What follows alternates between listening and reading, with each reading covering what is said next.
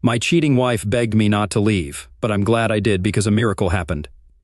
This October will mark 27 years of marriage. We have 2 kids. Our daughter lives at home with us, recently married while waiting for her husband's deployment to the Air Force, and our son is a Marine and lives on the opposite coast. We've had a rough patch for probably the last 6 months, mainly based on me having Ed. To be blunt, my wife wants a lot of sex, and there's only so far I can go. I've tried multiple pills, but nothing has worked. We use toys and try to get creative, but for her, it's not the real thing. She was becoming more and more distant, even lashing out at me, saying I didn't love her anymore or that I wasn't attracted to her. I've had my own struggles dealing with Ed, and I did turn her down for sex sometimes because I feel horrible about how it all goes down, knowing she is not fully satisfied. My wife is on social media quite a bit and posts a lot, not anything crazy, but we're different that way. I like to read what my friends are up to but don't post a lot, while she is constantly posting. For a couple of months, she started posting a lot of pictures of herself, which typically get a lot of her friends telling her how beautiful she is. I noticed a guy was all over her posts, but figured, hey, some guy probably has a crush on my wife, but my wife would never engage in anything like that. So the last few months, my wife started becoming more distant while getting upset with me and suggesting I was the one not giving her enough attention. With the whole COVID thing, she's not working, and I'm working full-time at home. I figured this was a case of the stress of everything going on, but I made an effort to engage even more with her. I would come out of my office as much as possible during the day and come down to talk to her. She was clearly shutting me down and pushing me away at that point. We had a huge blow-up where she laid out everything she's unhappy about. I'm not giving her what she needs. She needs to feel closeness. She needs more intimacy. A longer discussion led to her saying our current sex life was a big problem, and she craves so badly what no longer works in me. I feel awful but don't know what else to try. So, to get to where things went completely sideways, 2 nights ago we were talking and her phone goes off. I was right next to her, and it was a Facebook Messenger message from a guy, the same guy who was heavily engaging with her on Facebook.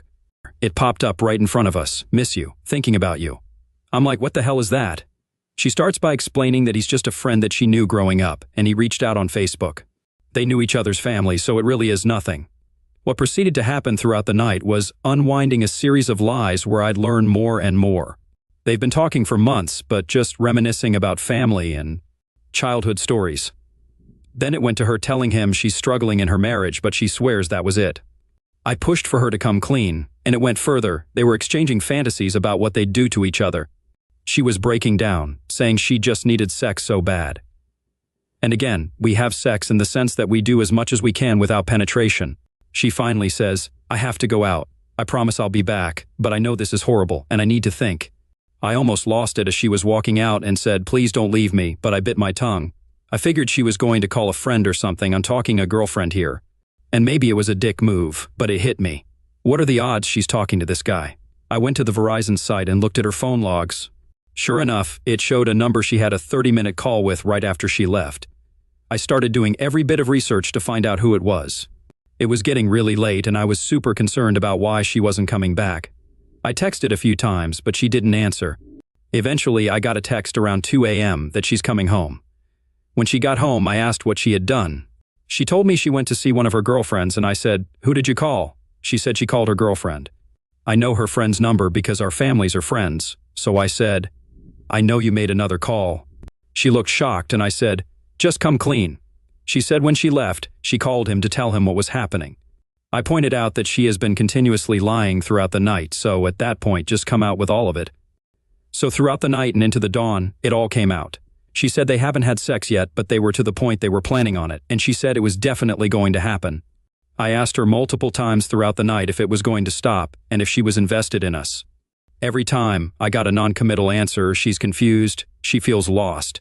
She told me that she wouldn't talk to him at one point, but he reached out to her the next day and they spoke for about 20 minutes. Sorry for rambling. I don't have the first clue what to do. I really have no one to talk to.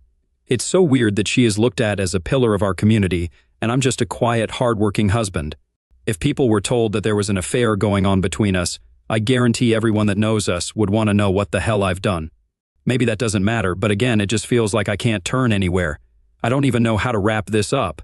I'm in so much pain, like I can feel physical pain from this. My chest is hurting, and I feel so sick. If you read this far, thank you. I don't know what to do. I'm sorry, OP. I feel like the fact that she was posting pictures on her social media was because she was already talking to this guy. I think. Ed is never a cause for anyone to stray away from their relationship and look for some sort of validation elsewhere. This isn't on you.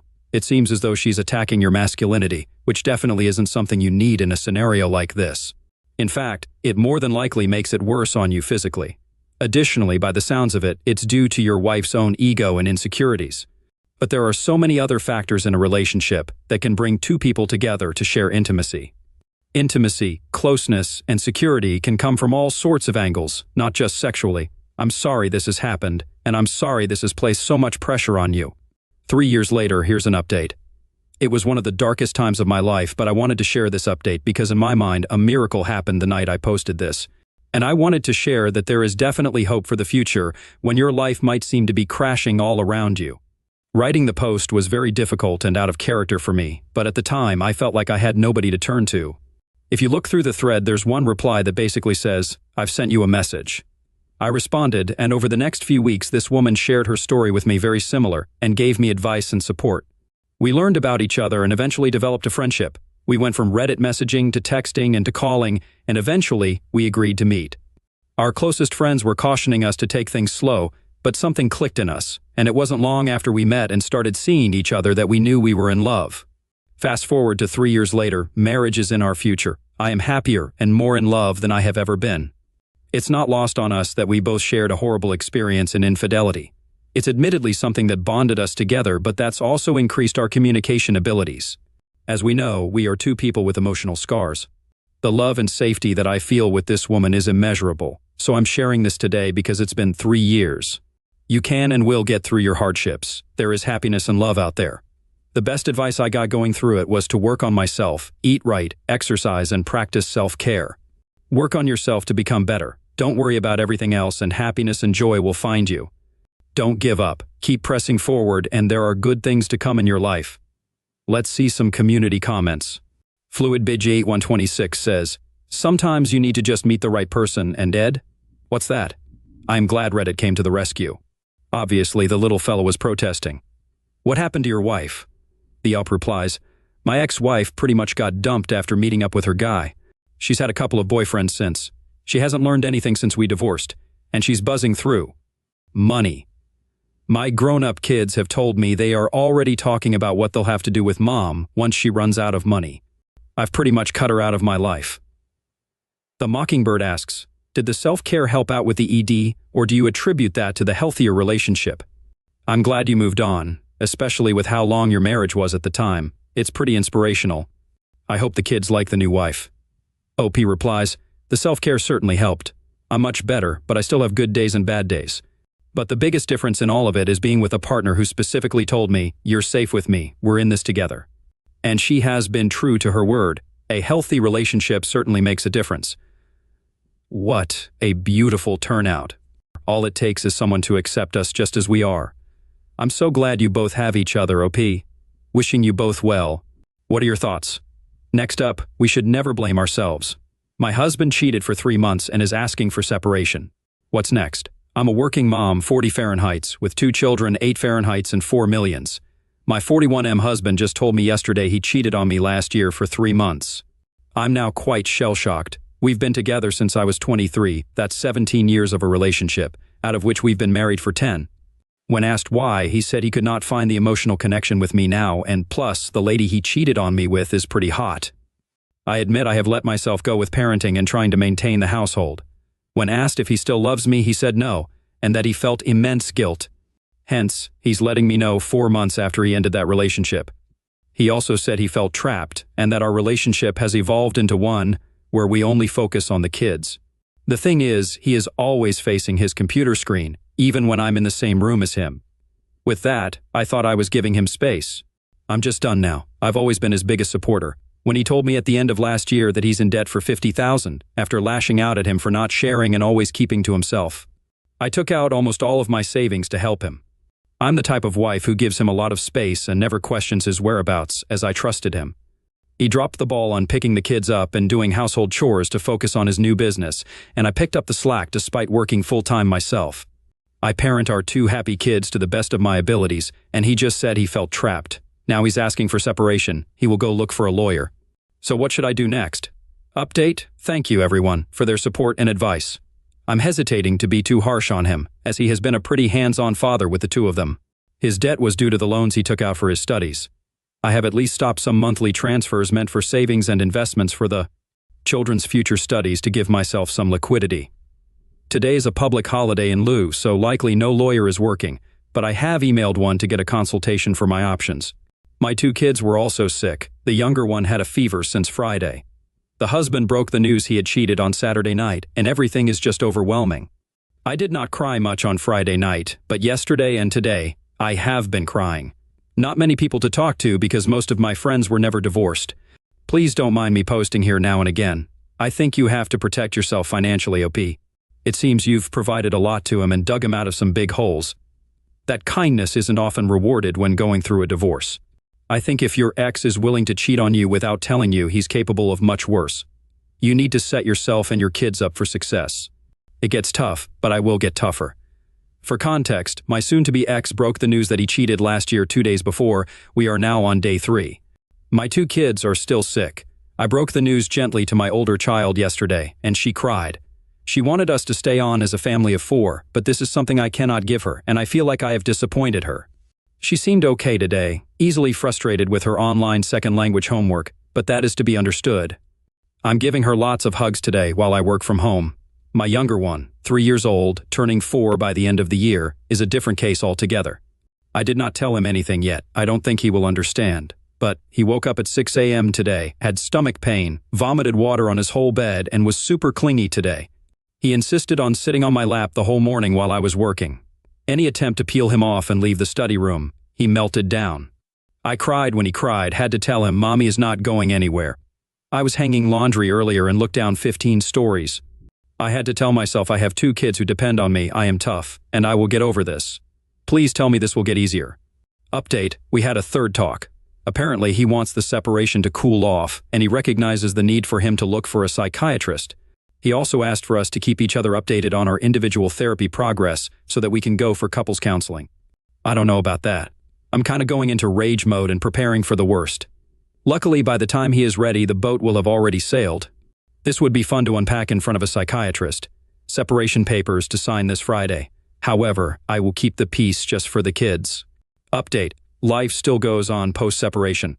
Well, it is day 2 post-signing the separation papers. Wayward husband moved out of the house, and life still went on for me and the children. I do have to wake them up slightly earlier to get them to school on time, but the children have been cooperating and have been relatively obedient with small squabbles. I can still cook dinner for them. I can still work and earn income. I can still do my role as a mother. I did not cry in front of him when we went to close a joint account and sign the papers. I kept my chin up high. He admitted he screwed up, and he looked emotional, but I don't want to care for his feelings anymore. He created a situation where he betrayed me, his silent and biggest supporter, and the children. I had lunch with my bestie after and cried with her. Then I went to have my second therapy session, and I felt relieved and blessed that I still have my children, I still have my independence, and I lost the dead weight. I no longer have to live a life monitoring his space to see if he approves or not. I still can set objectives. I can make arrangements that make me happy, and being able to do this makes me feel thankful. Tomorrow's my birthday, and I have made plans to get a hair makeover. Once the helper comes, I will be able to put more effort into exercising. Once I drop some weight, maybe I will arrange for a celebratory photo shoot with my 2 children among tall grasses to commemorate our survival. Life is still good. Let's check for one community reaction real quick. Blackburn 4017 says, "Sounds nuts, but I watch videos of caged animals who felt grass for the first time. I realized they were like us, in a way. I was tied to a man and locked down while he explored and experienced everything without me. I didn't know what I was missing because my reality was being his wife and a young mother of 2. I didn't know about the uncertainties outside of what I knew until I did.